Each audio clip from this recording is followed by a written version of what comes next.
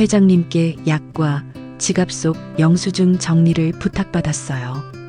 회장님의 지갑을 정리하는 와중에 그때 창문 너머로 경비원이 빤히 저를 쳐다보고 있었어요. 회장님의 지갑을 정리하는 모습을 보고 회장님의 돈을 훔친다고 오해를 할까봐 저녁까지 걱정되었습니다. 심지어 경비원은 그 내용을 회장님 측근인 김 이사에게 다가가 모든 것을 얘기하는 것 같았어요. 좀 억울한 마음이 있네요. 저는 어떻게 하면 좋을까요? 저는 최윤정, 올해 62세입니다. 한때는 백화점 명품관에서 매니저로 일했었죠. 그런데 이혼 후 모든 게 달라졌습니다. 딸의 유학비, 밀린 월세, 쌓여가는 공과금까지 이제 제게 남은 건 마지막 이력서 한 장뿐이었어요. 그날 아침 구인구직 사이트에서 눈에 띈 공고가 하나 있었습니다. 입주 가사 도우미 급구, 성북동 고급 단독 빌라, 월급 협의 가능. 보통과는 다른 느낌이었죠. 전화를 걸었더니 소개소 소장이 이상하게 말을 돌리더라고요. 그 집은 조금 특별해요. 직접 가서 보시는 게 좋을 것 같습니다. 성북동에 도착했을 때 저는 제 눈을 의심했습니다. 높은 담장에 둘러싸인 거대한 단독 빌라. 마치 옛날 양반집 같은 품격이 있었어요. 인터폰을 누르려는데 철문이 저절로 열렸습니다. 정원을 지나 현관에 다가가니 문이 스르르 열리면서 한 노신사가 나타났어요. 키가 크고 자세가 반듯한 범상치 않은 기품을 가진 분이었습니다. 바로 서정문 회장이었죠. 최윤정 씨인가요? 목소리는 낮고 차분했습니다. 저를 한번 훑어보더니 조용히 말했어요. 이 집에서 나와 함께 살아보지 않겠소? 갑작스러운 제안에 저는 당황했습니다. 아직 면접도 제대로 하지 않았는데 말이죠. 월급은 1,000만 원이요. 제 입에서 작은 탄성이 나왔습니다. 1,000만 원이라니 지금까지 받아본 월급 중 가장 큰 금액이었어요. 단 밤에도 나를 좀 살펴주시오. 그 말에 저는 잠시 멈칫했습니다. 밤에 살펴달라는 게 무슨 의미인지 확실하지 않았거든요. 서정문 회장은 제 표정을 읽었는지 덧붙였습니다. 혈압 체크, 수면 상태 확인 정도입니다. 나이가 있다 보니 밤중에 갑자기 몸에 이상이 생길 수 있어서 말이요. 그제야 조금 안심이 되었어요. 하지만 여전히 이 모든 상황이 믿기지 않았습니다. 왜 저를 택한 건지, 왜 이렇게 높은 월급을 제시하는 건지 하루 정도 생각해보고 답을 주시겠소? 서정문 회장의 눈빛에는 기대와 함께 깊은 외로움이 담겨 있었습니다. 이 큰 집에 혼자 살고 있다는 게 느껴졌어요. 저는 고개를 끄덕였습니다. 집으로 돌아가는 길 마음이 복잡했어요. 이런 기회가 다시 올까 하는 생각과 함께 뭔가 평범하지 않은 일에 휘말리는 건 아닐까 하는 불안감도 있었습니다. 그날 밤 잠자리에 들면서도 서정문 회장의 마지막 말이 계속 맴돌았어요. 좋은 사람을 찾고 있었소? 오랫동안 말이지. 저는 천장을 바라보며 생각했습니다. 이게 정말 저에게 온 마지막 기회일까? 그리고 그 외로워 보이던 회장의 눈빛을 떠올렸어요. 어쩌면 저만큼이나 절실한 사람을 만난 건지도 모르겠더라고요. 다음 날 아침 저는 아직 마음을 정하지 못한 채 소개소에 들렸습니다. 소장에게 어제 일을 자세히 물어보려 했거든요. 소장님, 그 집 정말 괜찮은 곳인가요? 소장은 잠시 망설이더니 말했습니다. 솔직히 말씀드리면 그 집은 원래 아무도 안 받기로 한 집이에요. 제 가슴이 덜컥 내려앉았어요. 역시 뭔가 이상한 게 있었구나 싶었죠. 왜요? 무슨 문제라도 있나요? 문제라기보다는 서정문 회장님이 워낙 까다로우세요. 지금까지 소개해드린 분들이 10명도 넘는데 다들 첫날 만나고 나서 안 한다고 하시더라고요. 저는 점점 불안해졌습니다. 다른 사람들은 왜 거절했을까? 혹시 제가 모르는 무서운 일이 있는 건 아닐까? 그런데 어제 회장님이 직접 문을 여셨다고요? 보통은 김 이사님이 나오시는데 소장의 목소리에 놀라움이 섞여 있었어요. 그리고 월급도 직접 말씀하셨다면서요? 이런 일은 처음이에요. 저는 서정문 회장의 말을 다시 떠올렸습니다. 밤에도 나를 좀 살펴주시오. 그 말이 계속 마음에 걸렸어요. 정말 단순한 건강 체크일까? 아니면 다른 의미가 있는 걸까? 소장님, 저는 그냥 집에 가서 생각해 볼게요. 일어서려는 저를 소장이 급하게 붙잡았습니다. 아, 잠깐만요. 아까 회장님 댁에서 전화 왔어요. 제 심장이 빨리 뛰기 시작했어요. 오늘 안에 답을 달라고 하시더라고요. 지금 아니면 끝이라고. 오늘 안에요? 네. 회장님 말씀이 더 이상 기다릴 시간이 없다고 하시면서 저는 순간 머릿속이 하얘졌습니다. 왜 이렇게 급하게 재촉하는 걸까? 뭔가 숨겨진 이유가 있는 건 아닐까? 소장이 저를 보며 간절하게 말했어요. 윤정 씨, 이런 기회는 정말 흔하지 않아요. 월 1,000만 원이라니. 제가 이 일한 지 10년이 넘었는데 이런 조건은 처음이에요. 맞는 말이었습니다. 제 나이에 제 처지에 이런 기회가 다시 올까? 딸의 유학비를 생각하면 포기할 수 없었어요. 하지만 왜 저를 택하신 걸까요? 분명 더 젊고 경험 많은 분들도 많을 텐데. 그건 저도 모르겠어요. 하지만 회장님이 직접 나오셔서 문을 여셨다는 건 뭔가 특별한 이유가 있다는 거 아닐까요? 저는 깊게 숨을 들이쉬었습니다. 두려움과 기대가 동시에 밀려왔어요. 알겠습니다. 다시 가보겠어요. 성북동으로 향하는 길, 제 손은 계속 떨렸습니다. 이번엔 정말 결정을 내려야 했거든요. 돌이킬 수 없는 선택을.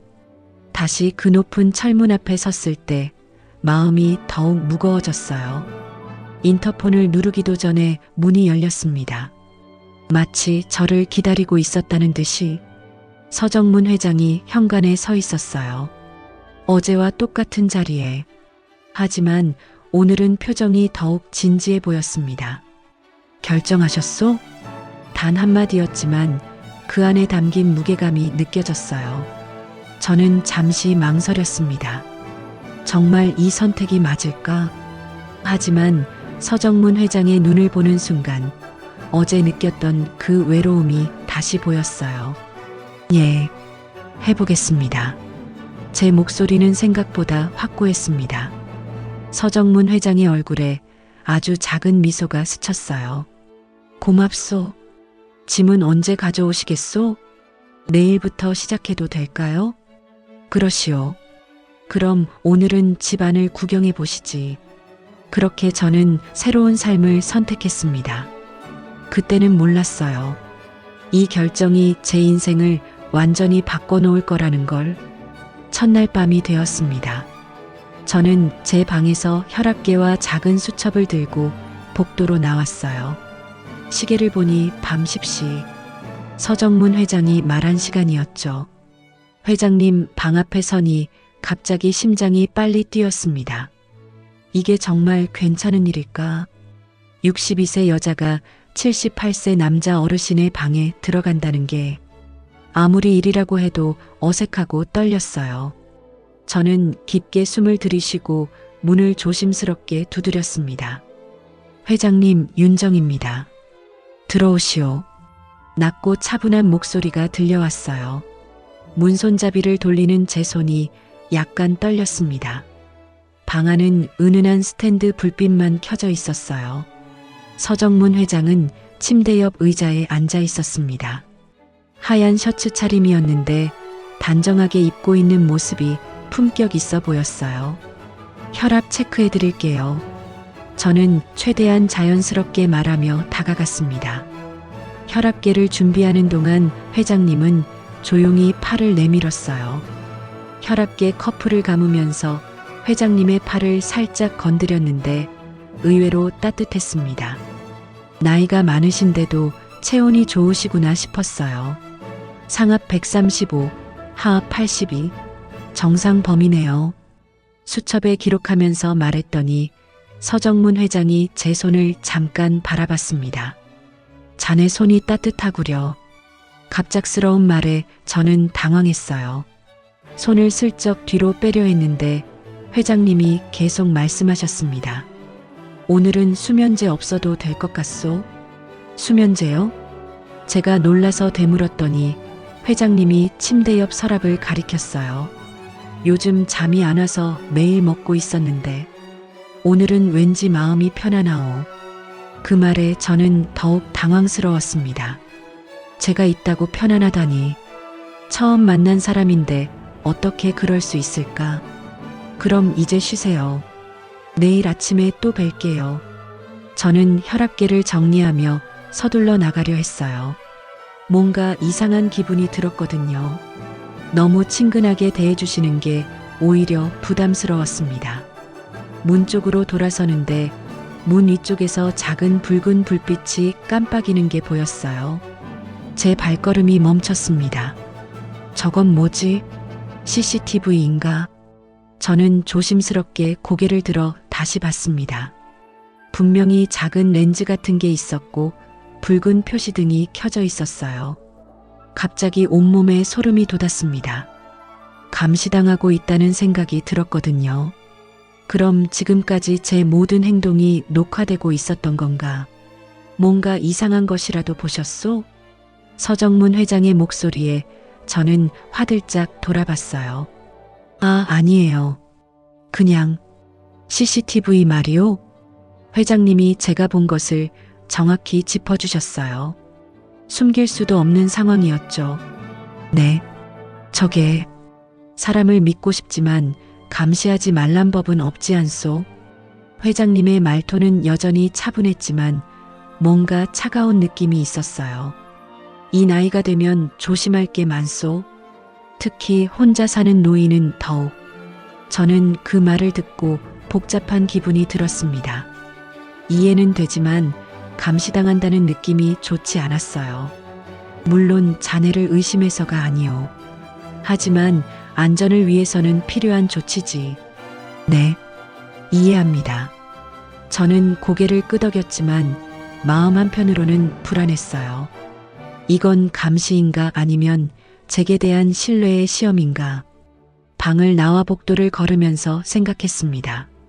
다른 가사 도우미들이 왜 이 집을 떠났는지 조금 알 것 같았어요. 이런 감시 속에서 일한다는 게 쉽지 않을 거예요. 제 방으로 돌아와 침대에 누우니 천장이 보였습니다. 여기도 CCTV가 있을까? 갑자기 모든 곳이 의심스러워졌어요. 첫날부터 이런 기분이라니. 과연 이 일을 계속할 수 있을까? 아니면 다른 사람들처럼 포기해야 할까? 하지만 한편으론 서정문 회장의 마지막 말이 계속 맴돌았어요. 자네 손이 따뜻하구려. 그리고 수면제 없이도 잘 수 있을 것 같다는 말. 정말 제가 그분에게 도움이 되는 걸까? 복잡한 마음으로 잠이 들었습니다. 내일은 또 어떤 일이 기다리고 있을지. 일주일이 지나면서 저는 점점 서정문 회장과 가까워졌습니다. 처음에는 어색했던 일상이 자연스러워졌어요. 아침마다 죽을 끓여드리고 오후에는 함께 정원을 산책했습니다. 회장님은 생각보다 까다롭지 않으셨어요. 오히려 제가 하는 일에 대해 고마워하셨죠. 식사할 때마다 자네가 해주는 음식이 제일 맛있소라고 말씀하시곤 했습니다. 어느 날 오후 회장님이 소파에 앉아 신문을 읽고 계셨어요. 저는 그분의 약을 정리하고 있었습니다. 혈압약, 소화제, 영양제까지 하루에 드실 약이 꽤 많으셨거든요. 윤정 씨, 오늘 약은 자네가 정리해줘. 회장님이 신문에서 눈을 떼지 않고 말씀하셨어요. 지갑 안에 약봉투 영수증도 있소. 그것도 함께 정리해주면 좋겠군. 저는 고개를 끄덕이고 회장님이 가리키는 서재 책상으로 갔습니다. 검은색 가죽 지갑이 놓여 있었어요. 평소보다 두꺼워 보였습니다. 지갑을 열어보니 정말 약국 영수증들이 여러 장 들어 있었어요. 그런데 영수증 사이사이에 통장과 카드들도 보였습니다. 저는 필요한 영수증만 꺼내려 했어요. 그때였습니다. 창문 너머로 경비원이 지나가는 게 보였어요. 저를 힐끗 보더니 걸음을 멈췄습니다. 뭔가 이상하다는 듯한 표정이었죠. 저는 순간 불안해졌어요. 지갑을 만지고 있는 제 모습이 어떻게 보일까? 혹시 돈을 훔치는 것처럼 보이는 건 아닐까? 서둘러 영수증만 꺼내고 지갑을 닫았습니다. 하지만 경비원의 시선이 계속 느껴졌어요. 분명히 뭔가 의심스럽게 생각하고 있을 거예요. 찾았소? 회장님이 물어보셨을 때 제 목소리는 약간 떨렸습니다. 네, 찾았어요. 그날 저녁 저는 왠지 모르게 불안했습니다. 경비원이 저를 바라보던 그 눈빛이 계속 머릿속에 맴돌았어요. 다음 날 오후였습니다. 회장님이 낮잠을 주무시는 동안 저는 빨래를 하고 있었어요. 그런데 현관에서 웅성거리는 소리가 들렸습니다. 살짝 내다보니 김 이사가 경비원과 뭔가 진지하게 이야기하고 있었어요. 김 이사는 회장님을 수십 년간 보좌해온 분이라고 들었습니다. 정말 확실해요? 김 이사의 목소리에 긴장감이 느껴졌어요. 네, 제가 직접 봤습니다. 회장님 지갑을 열어보고 있더라고요. 경비원의 말에 제 가슴이 철렁 내려앉았습니다. 역시 어제 일을 이상하게 생각했구나. 통장이나 카드는 안 만졌나요? 그건 확실하지 않습니다만 지갑 안을 꽤 오래 들여다보고 있었어요. 저는 숨을 죽이고 들었습니다. 이런 오해가 생길 줄 몰랐어요. 단순히 영수증을 찾은 것뿐인데. 김 이사가 한숨을 쉬었습니다. 예전에도 그런 일이 있었어요. 가사도우미가 회장님 신뢰를 이용해서 이번에도 조심해야겠네요. 그 말을 듣고 저는 화가 났습니다. 저를 도둑 취급하고 있는 거잖아요. 하지만 나서서 해명할 수도 없는 상황이었어요. 그날 저녁 회장님 방에서 혈압을 재던 중이었습니다. 평소와 다름없이 대화를 나누고 있었는데 갑자기 회장님이 말씀하셨어요. 김 이사가 자네에 대해 물어보더군. 제 손이 잠시 멈췄습니다. 무슨 일로요? 별것 아니요. 그냥 일은 잘하고 있는지. 회장님의 말투는 평상시와 같았지만 뭔가 다른 의미가 있는 것 같았어요. 혹시 제가 잘못한 일이라도 있나요? 아니요. 자네는 잘하고 있소. 하지만 그 말에도 불구하고 저는 불안했습니다. 분명히 뭔가 문제가 생기고 있었어요. 며칠 후 상황은 더욱 나빠졌습니다. 회장님의 장남 서민호와 장녀 정미화가 갑자기 집에 왔어요. 평소에는 거의 오지 않는다고 들었는데 말이죠. 거실에서 나누는 그들의 대화가 복도까지 들렸습니다. 아버지, 가사도우미는 어떠세요? 왜 갑자기 그런 걸 묻나? 그냥 김 이사한테 들었는데 아버지 개인적인 일까지 너무 많이 관여한다고. 무슨 소리인가? 통장이나 그런 것도 본다면서요? 그 순간 저는 모든 걸 깨달았습니다. 김 이사가 제 일을 자녀들에게까지 말한 거예요. 그것도 사실과 다르게. 그 여자가 아버지 자산에 손을 대려는 게 아닐까 걱정돼요. 정미화의 말에 제 온몸에 소름이 돋았습니다. 저를 완전히 의심하고 있었어요. 그날 밤 저는 잠을 이룰 수 없었습니다. 단순한 오해에서 시작된 일이 이렇게 커질 줄 몰랐어요. 어떻게 해명해야 할지, 정말 이 일을 계속할 수 있을지 고민됐습니다. 새벽 2시였습니다. 저는 깊은 잠에서 어떤 소리에 잠을 깼어요. 처음에는 꿈인 줄 알았습니다. 하지만 귀를 기울이니 분명히 어디선가 낮은 신음소리가 들려왔어요. 제 심장이 빨리 뛰기 시작했습니다. 혹시 회장님한테 무슨 일이 생긴 건 아닐까? 저는 서둘러 침대에서 일어나 슬리퍼를 신었어요. 복도는 어둠에 잠겨 있었습니다. 발걸음 소리가 너무 크게 들리는 것 같아서 조심스럽게 걸었어요. 회장님 방에 가까워질수록 불안한 마음이 커졌습니다. 회장님? 문 앞에서 조용히 불러봤지만 대답이 없었어요. 평소라면 들어오시오라는 목소리가 들렸을 텐데 문 손잡이를 돌려봤는데 잠겨 있었습니다. 이상했어요. 회장님은 평소에 문을 잠그지 않으셨거든요. 혹시 제가 들어오는 걸 원하지 않으시는 건가 생각도 들었어요. 회장님 괜찮으세요? 조금 더 큰 소리로 불러봤지만 여전히 조용했습니다. 하지만 가만히 들어보니 안에서 뭔가 이상한 소리가 계속 들렸어요. 숨 쉬는 소리 같기도 하고 신음소리 같기도 하고 저는 점점 불안해졌습니다. 분명히 뭔가 잘못됐어요. 직감적으로 느껴졌습니다. 회장님, 문 열어주세요. 이번에는 크게 소리쳤어요. 그리고 문을 여러 번 두드렸습니다. 하지만 아무 반응이 없었어요. 저는 더 이상 기다릴 수 없다고 생각했습니다. 뭔가 응급 상황일 수도 있잖아요. 어깨로 문을 밀어봤지만 꿈쩍도 하지 않았어요. 다시 한번 힘을 모아서 밀었더니 문이 조금 열렸습니다. 잠금 장치가 완전히 걸린 게 아니라 살짝 걸쳐 있던 것 같았어요. 방 안으로 들어서는 순간 제 온몸이 얼어붙었습니다. 서정문 회장님이 침대 옆 바닥에 쓰러져 있었어요. 몸을 웅크리고 있는 상태였습니다. 평소의 단정한 모습과는 완전히 달랐어요. 회장님, 저는 급하게 달려가서 회장님 곁에 무릎을 꿇었습니다. 얼굴을 보니 입술이 파랗게 변해 있었어요. 숨을 쉬고는 있었지만 너무 약했습니다. 회장님 괜찮으세요? 손을 잡아보니 얼음처럼 차가웠어요. 제 손과 비교가 안 될 정도로 차가웠습니다. 회장님, 손이 너무 차가워요. 저는 당황해서 어떻게 해야 할지 몰랐어요.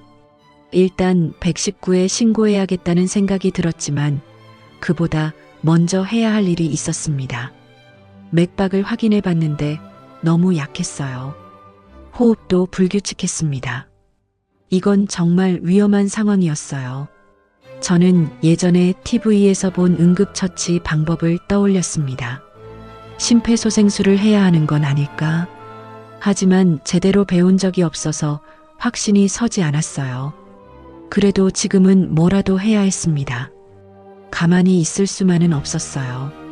저는 떨리는 손으로 회장님의 가슴에 손을 올렸습니다. 그리고 기억나는 대로 심장 압박을 시작했어요. 제발, 제발 살려주세요. 제 목소리는 떨리고 있었습니다. 눈물이 나려고 했어요. 이렇게 쓰러진 회장님을 보니 마음이 아팠습니다. 평소에는 그렇게 의젓하고 든든해 보이셨는데 지금은 너무 약해 보였어요. 제가 지켜드려야 할 분이구나 하는 생각에 가슴이 먹먹했습니다. 심장 압박을 계속하면서 저는 간절히 기도했어요. 제발 괜찮아지시길. 제발 다시 눈을 뜨시길. 그때 회장님이 작게 신음을 내시며 눈을 살짝 뜨셨어요. 회장님, 정신 차리세요. 저는 안도의 한숨을 쉬었습니다. 하지만 아직 위험한 상황이었어요. 얼굴색이 여전히 안 좋았거든요. 병원에 가셔야 해요. 제 손으로 휴대폰을 찾아 119에 신고했습니다. 주소를 말하고 상황을 설명하는 동안에도 회장님의 손을 놓지 않았어요. 구급차 금방 올 거예요. 조금만 버티세요. 회장님이 제 손을 약하게 잡으셨습니다. 그 차가운 손이 조금씩 따뜻해지는 게 느껴졌어요. 구급차가 올 때까지 저는 회장님 곁을 지켰습니다. 이 순간 깨달았어요. 김이사나 자녀들이 저를 어떻게 생각하든 상관없었어요. 지금 중요한 건 회장님의 생명이었으니까요. 구급차 사이렌 소리가 들려왔을 때 저는 처음으로 안심할 수 있었습니다. 회장님을 지켜낼 수 있을 것 같았어요. 병원 응급실은 하얀 불빛과 소독약 냄새로 가득했습니다. 저는 회장님이 들어간 응급처치실 앞에서 초조하게 기다리고 있었어요. 손은 여전히 떨리고 있었고 마음은 불안함으로 가득했습니다. 3시간이 지나서야 의사가 나왔어요. 위기는 넘겼습니다. 심근경색 초기 증상이었는데 응급처치를 빨리 해주셔서 다행이었어요. 제 다리에서 힘이 빠졌습니다. 다행이다. 정말 다행이다.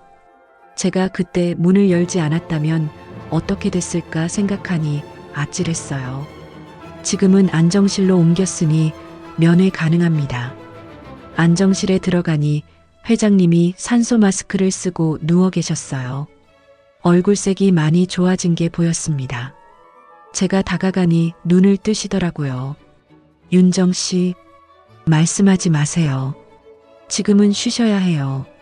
저는 회장님 손을 조심스럽게 잡았습니다. 이제는 따뜻했어요. 그런데 그때였습니다. 병실 문이 갑자기 열리면서 2사람이 들어왔어요. 서민호와 정미화, 회장님의 자녀들이었습니다. 아버지, 정미화가 급하게 달려와서 저를 밀어내듯이 회장님 곁으로 왔어요. 서민호도 심각한 얼굴로 따라왔습니다. 아버지, 괜찮으세요? 갑자기 연락을 받고 깜짝 놀랐어요.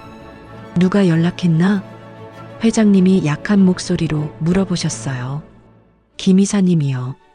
그런데 정미화가 저를 째려보더니 말했습니다. 아버지를 홀린 거예요? 뭔 소리냐? 가사도우미가 보호자라고 병원에 신고했다면서요? 자식들도 아닌 남이 어떻게 보호자가 돼요? 그 말에 저는 당황했습니다. 응급 상황에서 어쩔 수 없이 보호자로 서명했던 거였는데 잠깐 뭘 잘못 생각하고 있는 것 같은데 제가 해명하려 했지만 서민호가 차갑게 말했어요.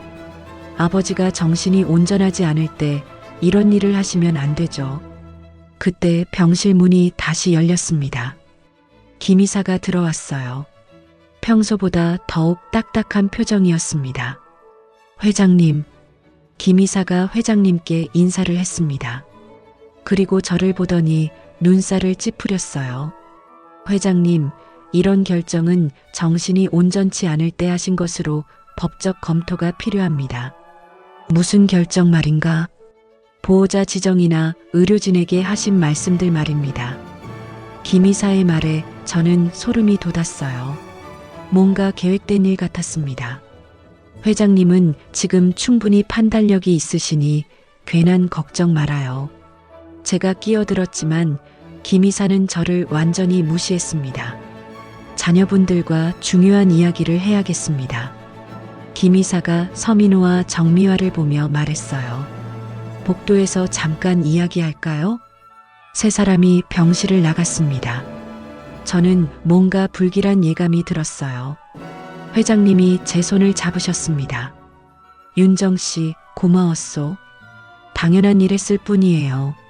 하지만 저는 계속 불안했습니다. 복도에서 무슨 이야기를 하고 있을까? 목이 말라서 물을 떠오려고 복도로 나갔는데 저만치 떨어진 곳에서 김 이사와 자녀들이 이야기하고 있었어요. 작은 목소리였지만 조용한 병원이라 들렸습니다. 유언서 변경되기 전에 정리해야 합니다. 김 이사의 말에 제 심장이 멈춘 것 같았어요. 이 여자는 치밀합니다. 회장님을 구했다는 명분으로 신뢰를 얻으려는 거예요. 정말 그럴까요? 정미화가 의심스럽다는 듯 말했어요. 전에도 이런 일이 있었습니다. 노인분들이 외로움을 타면 쉽게 속아요. 특히 생명의 은인이라고 하면 더욱. 그럼 어떻게 해야 하죠? 서민호가 물었습니다. 일단 저 여자를 집에서 내보내야 합니다. 그리고 회장님 개인 서류들을 안전한 곳으로 옮겨야 해요. 저는 그 말을 듣고 온몸에 소름이 돋았습니다. 저를 완전히 나쁜 사람으로 몰고 있었어요. 하지만 아버지가 반대하시면 어떡하죠? 회장님은 지금 정신적으로 혼란스러운 상태입니다. 의료진에게도 그렇게 말씀드렸어요. 김 이사의 말에 저는 분노가 치솟았습니다. 하지만 나설 수도 없었어요. 들키면 더 큰 문제가 될 것 같았거든요. 그 여자가 회장님께 무슨 짓을 했는지 모르잖아요. 조사해봐야 합니다. 정미화의 말에 저는 처음으로 진짜 공포를 느꼈습니다. 이들이 정말로 저를 해치려 하고 있었어요. 저는 조용히 병실로 돌아왔습니다. 회장님은 눈을 감고 계셨지만 잠든 건 아니었어요. 회장님, 왜 그러나? 아무것도 아니에요. 하지만 제 마음은 복잡했습니다. 내가 쫓겨나면 그분은 누가 지킬까? 오늘 밤 같은 일이 또 생기면 어떡하지? 김 이사와 자녀들이 다시 들어왔을 때 저는 그들의 시선을 피했습니다. 이제는 저를 완전히 적으로 보고 있다는 게 느껴졌어요. 회장님, 집에 가서 쉬시는 게 좋겠습니다. 김 이사가 말했습니다. 그리고 당분간은 자녀분들이 돌봐드리는 게 어떨까요? 그 말의 의미를 저는 알 수 있었습니다. 저를 내쫓겠다는 뜻이었어요. 퇴원 후 집으로 돌아온 지 사흘째 되던 날이었습니다. 서정문 회장님은 많이 회복되셨지만 여전히 조심스러운 상태였어요. 저는 평소보다 더 세심하게 돌봐드리고 있었습니다. 그런데 그날 오후 회장님이 갑자기 말씀하셨어요. 윤정 씨, 김 이사와 아이들을 거실로 불러주시오. 지금요? 몸이 아직 완전히 회복되지 않으셨는데. 괜찮소? 할 일이 있어서 말이오. 저는 불안한 마음으로 김 이사에게 연락했습니다. 그리고 서민호, 정미화에게도 전화를 걸었어요. 모두 1시간 후에 오겠다고 했습니다. 회장님은 평소 입던 정장을 깔끔하게 차려입으셨어요. 거실 소파에 앉아 계시는 모습이 예전의 위험 있는 모습 그대로였습니다. 김 이사가 제일 먼저 도착했어요. 그 다음에 서민호와 정미화가 함께 왔습니다. 세 사람 모두 긴장한 표정이었어요. 앉아보시오. 회장님의 목소리는 평소보다 더 단호했습니다. 김 이사는 회장님 맞은편에, 자녀들은 그 옆에 앉았어요. 저는 뒤쪽에 서 있었습니다. 무슨 일로 부르셨습니까? 김 이사가 조심스럽게 물었어요. 중요한 이야기가 있어서 말이오. 회장님이 저를 보더니 손짓했습니다. 윤정 씨, 이리 와서 앉으시오. 저는 당황했어요. 가족들과 김 이사가 있는 자리에 제가 앉아도 되는 건지 망설여졌거든요. 앉으라고 했소. 회장님의 말에 저는 조심스럽게 회장님 옆 의자에 앉았습니다. 김 이사와 자녀들의 시선이 따가웠어요. 여러분에게 분명히 말하고 싶은 게 있소. 회장님이 천천히 말문을 열었습니다. 최윤정 씨는 내 곁에서 내 생명을 지켜준 사람이요. 그 말에 정미화가 불편한 표정을 지었어요. 아버지, 그건 당연한 일 아닙니까? 가사도우미니까. 당연한 일이라고? 회장님의 목소리에 차가운 기운이 실렸습니다. 그날 밤 자네들은 어디 있었나? 김 이사는 또 어디 있었고? 세 사람이 입을 다물었어요. 이 사람이 아니었다면 나는 죽었을 거요. 그런데 자네들은 이 사람을 의심하고 있지? 김 이사가 목을 가다듬었습니다. 회장님, 그건 무슨 말을 하려는지 알고 있소. 내가 늙어서 판단력이 흐려졌다고 생각하는 거지? 회장님의 말에 김 이사가 당황했어요. 그런 게 아닙니다. 그럼 뭔가 이 사람이 내 돈을 노린다고? 재산을 훔치려 한다고? 정미화가 입을 열었습니다. 아버지, 우리는 단지 걱정이 돼서. 걱정? 회장님이 정미화를 바라봤어요. 자네들이 언제 나를 걱정해줬나? 명절에도 잠깐 얼굴만 보이고 가는 게 전부였잖나? 그 말에 서민호와 정미화가 고개를 숙였습니다. 나는 결정했소. 회장님이 단호하게 말씀하셨어요. 최윤정 씨에게 모든 보호 권한을 넘기겠소. 회장님, 김 이사가 깜짝 놀라며 일어났습니다. 그건 너무 성급한 결정입니다. 법적으로도 문제가 될 수 있어요. 법적으로 문제될 게 뭐가 있나? 재산 관리나 의료 결정 같은 중요한 일들을. 자네는 30년 동안 내 옆에 있었지만 내 맥박을 만져본 적은 없잖나. 회장님의 말에 김 이사가 할 말을 잃었어요. 이 사람은 내가 아플 때 내 손을 잡아줬소. 내가 죽어가고 있을 때 살려줬고. 저는 가슴이 뭉클해졌습니다. 회장님이 저를 이렇게 생각해 주시다니. 30년 동안 자네가 해준 일과 이 사람이 하룻밤에 해준 일을 비교해 보시오. 김 이사는 더 이상 말할 수 없었어요. 서민호와 정미화도 묵묵히 시선을 피했습니다. 물론 자네들이 내 자식이고 김 이사가 오랜 동료라는 건 안다. 하지만 진짜로 나를 생각해주는 사람이 누군지는 알겠소. 회장님이 저를 보며 말씀하셨어요.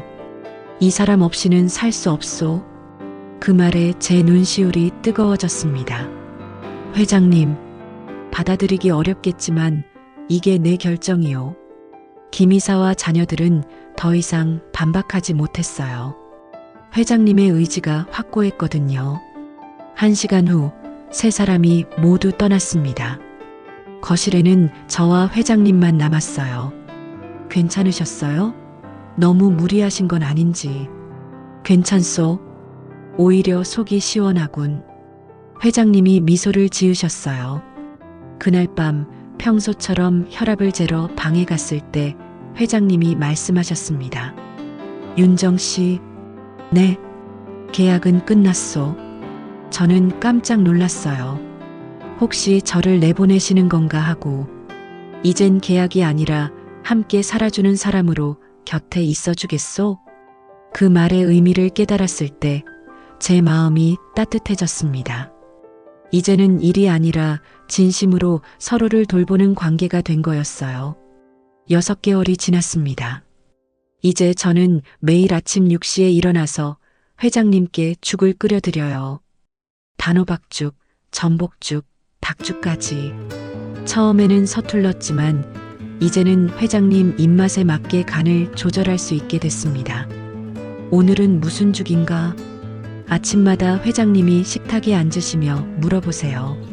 마치 어린아이 같은 기대하는 표정으로요. 오늘은 새우죽이에요. 어제 시장에서 싱싱한 새우를 봐서 말이에요. 그거 좋지. 자네가 끓이는 죽은 어떻게 이렇게 맛있나? 매번 하시는 말씀이지만 들을 때마다 기분이 좋아집니다. 식사를 마치고 나면 함께 정원을 산책해요. 봄에는 벚꽃, 여름에는 장미, 가을에는 단풍까지 계절마다 다른 아름다움을 함께 보고 있습니다. 저 나무 좀 보시오. 작년에 심은 건데 이렇게 컸군. 회장님이 작은 감나무를 가리키며 말씀하세요. 내년에는 감도 열릴 거예요. 그때 감말랭이도 만들어 드릴게요. 내년까지 내가 있을까? 갑자기 회장님이 쓸쓸하게 말씀하셨어요. 무슨 말씀을 그렇게 하세요? 아직 건강하시잖아요. 그래도 나이가 나이니. 저는 회장님의 팔짱을 꼈습니다. 제가 있는 한 오래오래 사셔야 해요. 밤이 되면 여전히 혈압을 재고 손을 살펴드려요. 이제는 일이 아니라 자연스러운 일상이 됐습니다. 손이 따뜻하구려. 어느 날 저녁 회장님이 제 손을 보며 말씀하셨어요. 그런가요? 사람 손이 이렇게 따뜻한 건 오랜만이요. 그 말에 제 가슴이 뭉클해졌어요. 회장님도 저만큼이나 외로웠구나 하는 생각이 들었습니다. 정원에 나란히 앉아서 저녁 노을을 보는 게 우리의 일과가 됐어요. 말을 많이 하지는 않지만 편안한 침묵이 좋았습니다. 윤정 씨, 네, 고맙소. 뭐가요? 그냥 곁에 있어줘서. 그런 대화를 나누며 시간이 흘렀습니다. 어느 날 소개소 소장이 안부 인사차 들렸어요. 윤정 씨, 요즘 어떠세요? 좋아요. 많이 안정됐어요. 회장님과는 어떠세요? 잘 맞으세요? 네, 많이 의지하고 있어요. 소장이 의미심장하게 웃었어요. 그게 사랑이냐고요? 갑작스러운 질문에 저는 당황했습니다. 사랑이요?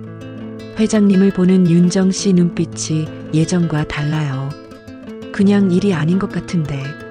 저는 잠시 생각해 봤어요. 정말 사랑일까? 62세와 78세의 사랑이라니. 글쎄요. 저는 미소를 지었습니다. 하지만 그 사람의 숨소리를 듣고 싶고 하루가 무사하길 바란다면 그게 뭐든 저는 하고 있는 것 같아요. 소장이 고개를 끄덕였어요. 그럼 됐네요. 이름이 뭐든 상관없잖아요. 그날 밤 회장님과 정원에 앉아서 별을 봤습니다. 저 별들 말이요. 회장님이 하늘을 가리키며 말씀하셨어요. 몇 억 년 동안 저렇게 빛나고 있을 텐데 우리 인생은 참 짧지 않소? 그래서 더 소중한 거 아닐까요? 소중하다. 회장님이 제 손을 잡으셨어요. 자네가 온 후로 매일이 소중해졌소. 저도 회장님 손을 꼭 잡았어요. 저도 그래요. 사람들이 저에게 묻습니다. 정말 사랑하느냐고. 나이 차이도 그렇고 처지도 다른데 어떻게 그럴 수 있느냐고. 저는 항상 이렇게 대답해요. 사랑이라는 말이 없어도 충분해요. 그분이 아침에 눈을 뜨시는 걸 보면 하루가 시작되는 기분이에요. 밤에 편안히 주무시는 걸 보면 저도 안심이 되고요. 어떤 사람들은 이해하지 못합니다. 하지만 상관없어요. 그분의 체온을 느끼고 웃음소리를 들을 수 있다는 것만으로도 감사해요. 그게 사랑인지 우정인지 가족애인지는 중요하지 않아요. 지금 이 순간 회장님이 거실에서 신문을 읽고 계시고 저는 부엌에서 저녁 준비를 하고 있어요. 윤정 씨, 차 한 잔 마실까? 금방 갈게요. 이런 평범한 일상이 제게는 가장 큰 행복입니다. 사랑이라는 말이 없어도 이렇게 서로의 하루를 돌보고 함께하는 것만으로도 충분히 아름다운 것 같아요.